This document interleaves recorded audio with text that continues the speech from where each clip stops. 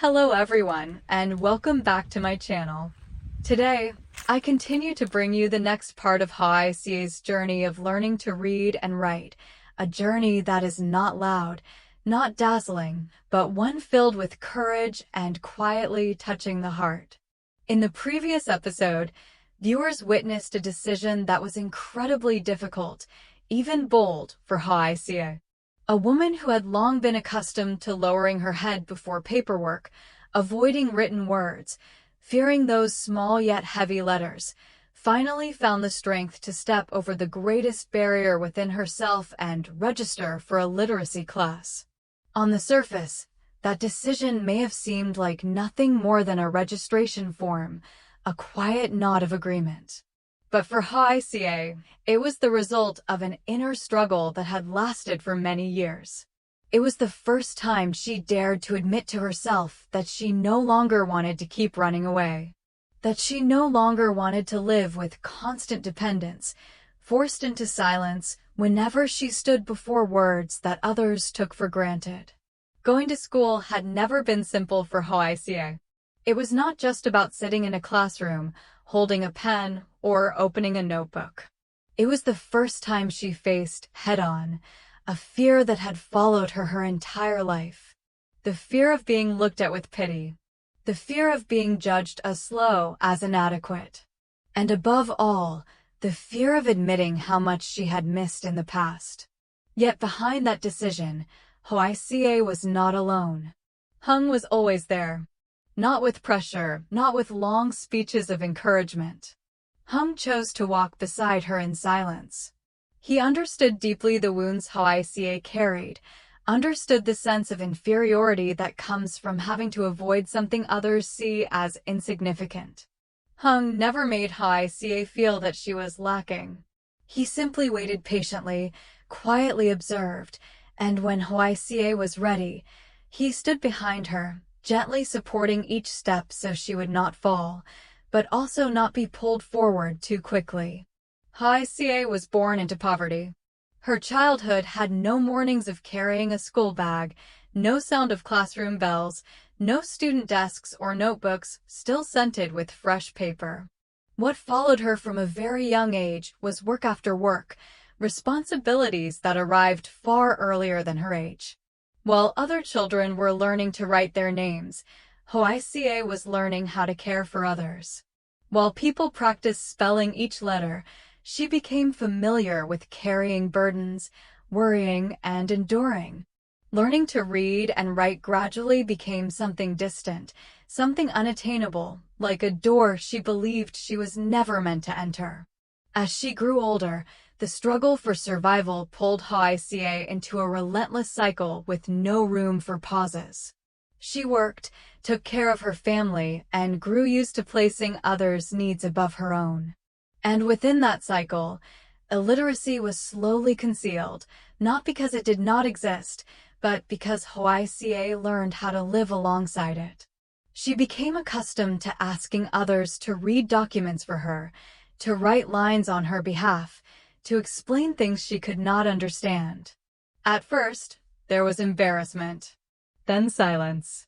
And eventually, that silence became a habit that convinced Hoài Ca that this was acceptable, as long as life continued to move forward. But deep inside, the feelings of inferiority and quiet shame never truly disappeared. They were only hidden more carefully, more silently. There were moments when Hoài Ca held a piece of paper in her hands, her eyes lingering for a long time on unfamiliar lines of text. She said nothing, asked no one, only folded it away, as if not seeing it could make it cease to exist. That silence was not because Hoài Ca did not care, nor was it because she was indifferent to things related to herself. It was because she lacked the confidence to speak up. She lacked the courage to admit that she did not understand. She lacked the strength to face the feeling of being at a disadvantage. And it was from those silent moments that Hoài Ca's decision to go back to school became more meaningful than ever. Because it was not only about learning to read and write, it was the very first step toward learning how to speak up for herself. Hùng is not someone who talks much. He is also not good at expressing emotions through words. But within him, there is always a quiet, steady observation born from genuine care. Things that others might easily overlook, Hùng notices clearly, little by little. He noticed how Hoài Ca would unconsciously avert her gaze whenever she needed to sign a document. Even if it was just a short line, even when someone nearby was ready to help, the moment she held the pen always made her tense. Hùng saw her hand hesitate, slightly trembling, and the brief flash of confusion on her face, quickly hidden behind her familiar silence.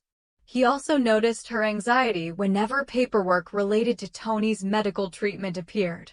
Instructions and medical guidelines are already difficult to understand, but they became even heavier when Hoài Ca could not read them herself. There were moments when she held the paper for a long time, her eyes resting on it, before quietly handing it to someone else, as if that were the only way to get through it. More than anything, Hùng understood deeply the helplessness of a mother who could not read matters related to her own child. Not because she did not care, but because that very helplessness hurt Hoài Ca more than any criticism ever could. Having to rely on others for things a mother should be able to do herself gradually became a silent wound in her heart. Hùng never blamed her. He never put Hoài Ca in a position where she felt ashamed or guilty. He understood that some wounds cannot be healed by loud words, but only soothed through patience and respect. So Hùng gently suggested it at a very ordinary moment, in a voice without pressure or force. Maybe we could try going to school, just little by little. There were no grand promises. No demands for immediate change. Just a gentle opening, as if he were quietly unlocking a door and letting Hoài Ca decide for herself whether to step through. That patience, that absence of judgment, unintentionally opened a door Hoài Ca had never dared to touch, a door she had long believed was not meant for her. On the first day she walked toward the literacy class, Hoài Ca was trembling, her hands ice-cold. The feeling was unlike any fear she had faced in her struggle for survival. It was a deep, very real anxiety, stepping into a space that was completely unfamiliar to her. The school gate was small, simple, and quiet. But to Hoài Ca, it felt like a clear boundary between the life she had known all her years and a world she had never dared to enter. Every step forward felt heavy, as if she were questioning whether she truly belonged there. She feared other people's gazes. Feared being scrutinized. Feared being laughed at for being older and having to start again from the beginning. Feared careless words that might wound her. And more than anything, she feared feeling slow, clumsy, becoming a burden in a place that already felt foreign. Yet once she stepped into the classroom, those fears gradually became less overwhelming than she had imagined. Inside that room, no one was perfect. There were young people, and there were older ones. Some had once gone to school but dropped out, others were holding a pen for the first time, just like Hoài Ca. Each person carried their own story, their own reason for starting over. There were no judgmental looks. No comparisons. Everyone began from zero, from the very first strokes of writing, from the genuine awkwardness of holding a pen. And that made Hoài Ca feel lighter, as if part of the weight she had carried was finally set down. During the day, Hoài Ca was still caught in the rhythm of her familiar life. She cared for Tony, handled endless small tasks, and managed countless unspoken worries. Life did not slow down because she went to school. All responsibilities were still there, waiting to be fulfilled just as before. Only when night fell, when the house grew quiet and Tony slept soundly, did Hoài Ca quietly sit at the small table. She opened her notebook, carefully placed the pen in her hand, and began to practice writing. No one urged her on. No one watched. There was only her and the unfamiliar lines on the page. The pages gradually filled with trembling ink strokes. Some pages had to be torn out and rewritten again and again. There were moments when her eyes burned with exhaustion, her mind spinning from prolonged concentration. Her hand ached so badly it felt impossible to hold the pen any longer. And yet, Hoài Ca continued. She never allowed herself to give up. Not because anyone forced her, but because for the first time in her life, she felt she was doing something truly for herself and for her child. Hoài Ca was not studying to be better than anyone else. She was not studying to prove anything to the world. She was studying so that one day she could hold a book in her own hands, sit beside her child, and read Tony a complete story in her own voice. Day by day, Hoài Ca made progress, slowly but steadily.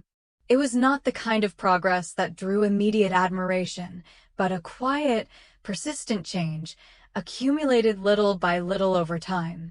She began to read familiar lines more clearly. Her handwriting grew steadier, less shaky. The letters that had once filled her with fear, that she had avoided for so many years, no longer stood before her as challengers. Instead, they gradually became new companions, slow, patient, and walking beside her each day. There were lessons where Hoài Ca still needed more time than others. Moments when she read slowly, wrote incorrectly, and had to erase and rewrite many times. But unlike before, she no longer lowered her head in shame. She learned to accept moving at her own pace, because every step forward was taken by her own feet. The teachers gradually noticed this very special kind of effort. Without noise or display, Hoài Ca always came to class regularly, listened attentively, and carefully wrote down every stroke. These efforts did not need to be spoken aloud. They were visible in every page of her notebook, in her focused gaze, and in a persistence that was rare. Her classmates, too, offered Hoài Ca a quiet respect. No one pitied her. No one rushed her. Everyone understood that to sit in that room, each person had already overcome something of their own. And through her perseverance, Hoài Ca slowly became a natural part of that community. As for Hùng, always standing behind her, he simply observed in silence. He did not speak much, nor did he question her constantly. But every small step forward Hoài Ca made, he noticed. From handwriting that trembled less, to the way she confidently signed her name, to the fact that her eyes no longer avoided paperwork. All of it stirred a quiet pride within Hùng, a pride that needed no words. After many months of persistence, after countless silent evenings beside her notebook, after moments of exhaustion when her head dropped in fatigue, yet her hand never released the pen, Hoài Ca slowly reached a place she had never dared to imagine before, let alone dream of. That path was not paved with flowers, nor greeted with applause from the start. It was built only through daily, repeated patience. On the day the school held the graduation ceremony for the basic literacy program, Hoài Ca sat upright in the front rows. She adjusted her posture, hands carefully placed on her lap. In her hands was a notebook worn at the corners, its old cover marked by time, its pages now filled with handwriting far neater than before. That notebook held not only lessons, but an entire journey few people could fully see. As the teacher began calling students' names to receive their certificates, Hoài Ca's heart beat faster with each name echoed in the room. She took a deep breath, trying to stay calm, though her hands still trembled slightly. When she finally heard her own name, Hoài Ca froze for a brief moment. Her heart pounded so hard she felt as if her legs might give way. Each step she took toward the stage was slow, somewhat unsteady. But if one looked closely, her eyes shone brighter than ever before. They no longer carried avoidance, nor the familiar inferiority. They were the eyes of someone who had dared to step beyond her own fear. The small certificate was placed into her hands. The paper was light, yet to Hoài Ca, It weighed as much as an entire lifetime. Heavy with all the years she had bowed her head, stayed silent, and believed she could never change. Heavy with every late night, every page rewritten again and again, every moment she wanted to give up but still forced herself to pick up the pen. It was not merely a certificate of completion. To Hoài Ca, it was proof that she had walked out of the shadow of shame and fear, the shadow that had followed her for so many years. Below the stage, Hùng stood motionless. He said nothing, only quietly watched Hoài Ca standing there. His eyes never left her, the corners of his lips lifting slightly into a proud smile. Beside him, Tony rested in his arms, too young to understand the full meaning of the ceremony, yet clapping innocently along with the applause around him. His clear eyes were fixed on his mother, unblinking, as if capturing the moment in his own way. In that moment, Hoài Ca looked down and met the eyes of Hùng and her son. Just a second, but enough for all the emotions inside her to overflow. She smiled through tears. Tears no longer born of shame, but of release after a long journey of effort. All the exhaustion, all the sleepless nights, all the times she wanted to quit but kept going. In that moment, everything found its meaning. No explanations were needed. No further recognition was required. That moment spoke for itself. For the first time in her life, Hoài Ca did not only learn how to read and write. She learned how to believe in herself.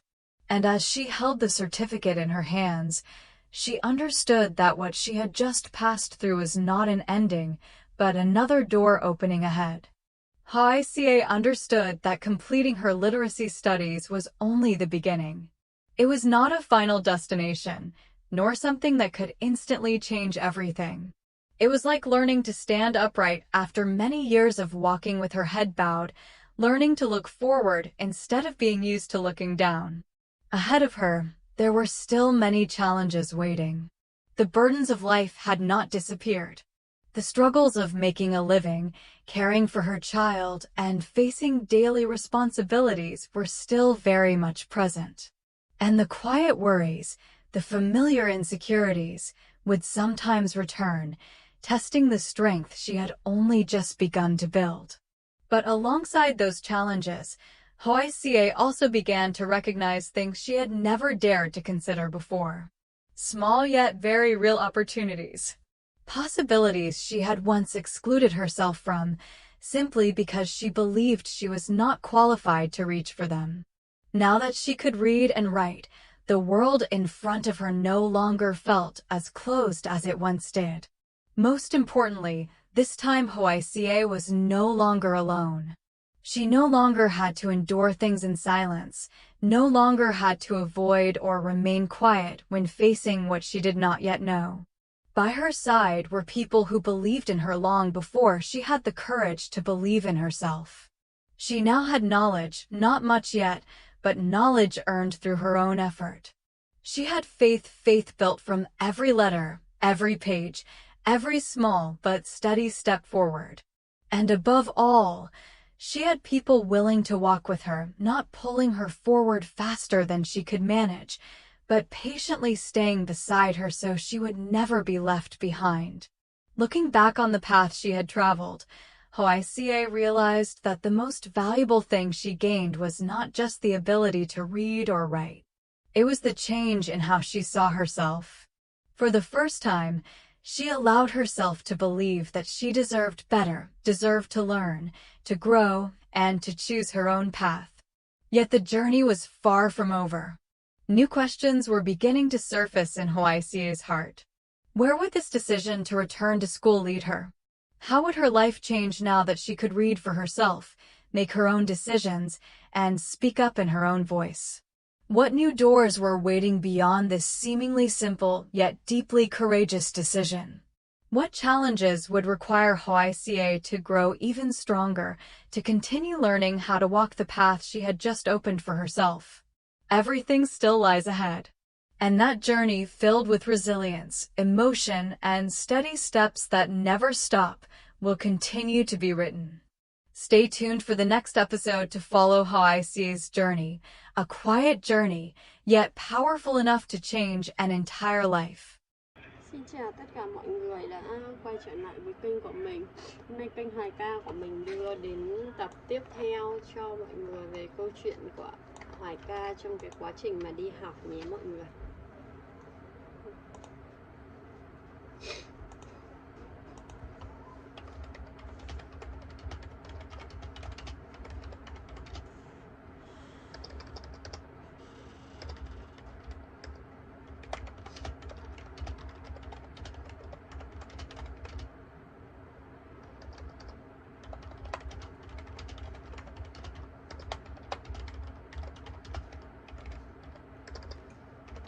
Bây giờ mình đang làm video chưa xong.